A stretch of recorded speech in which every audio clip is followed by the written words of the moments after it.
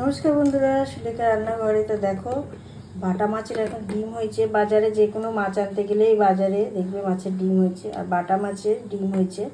তাই দেখো, বাটা মাছ দিয়ে একদম সুন্দর বেগুন দিয়ে একটা তেলে ঝালে করছি, আপনাদের সাথে শেয়ার করছি পুরো ভিডিওটা। তা দেখতে থাকুন।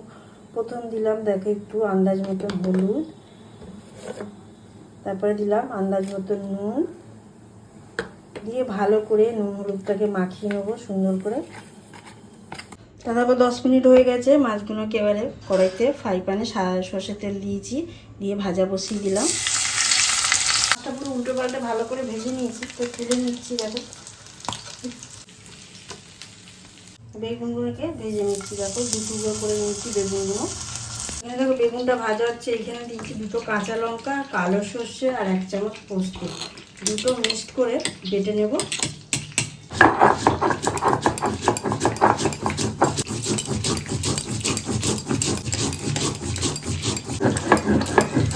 এখানে দেখো 1 চামচের মতন পেঁয়াজ বাটা আছে, আর এর গুঁড়ো, ধনের গুঁড়ো, হলুদের গুঁড়ো এগুলো নিয়ে নিলাম। নিয়ে পেঁয়াজের সাথে নিয়ে নিচ্ছি।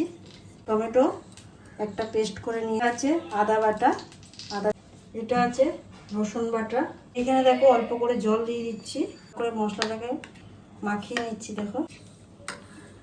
দেখো এবারে এই মশলাটা সব এই বাটির মধ্যে ছেঁকে নিয়ে নেবো। আমি নিয়েছি একদম, দেখো একদম ফাঁকা হয়ে গেছে। দেখো তুলে নেবো। এবারে কালো জিরে দিয়ে দিলাম সামান্য, দিয়ে দিলাম মশলার জলটা, আন্দাজ মতন নুনটা দিয়ে দিচ্ছি, লঙ্কার গুঁড়ো, একটা কাশ্মীরি লঙ্কার গুঁড়ো 2 মিনিট দিয়ে ভালো করে নাড়ছি মশলাটা। দেখো হয়ে গেছে, বোঝাই যাচ্ছে এখানে। এবারে দিয়ে দিচ্ছি বেগুনটা, ভাজা বেগুনটা আর পোস্তটা ভালো করে আবার ছেঁকে নেওয়া হয়েছে। এখানে জলটা দিয়ে দিলাম, জলটার সাথে নাড়িয়ে নেবো। ফুটছে, ওপর দিয়ে কয়েকটা কাঁচা লঙ্কা ফেলে দিচ্ছি, দিয়ে দিলাম। দিয়ে এবারে গ্যাসটাকে ঢাকনা দিয়ে সিমে রেখে দেবো। মাছটাকে 5 মিনিট ধরে ভালো করে ঢাকনা দিয়ে একদম সিমে রেখে দিয়েছিলাম, আর ফুটে একদম হয়ে গেছে মনে হয়। আমি এখন নাড়িয়ে একটু দেখছি, হয়েছে বোঝাই যাচ্ছে ঝোলটা। এবারে আমি গ্যাসটাকে বন্ধ করে দিলাম।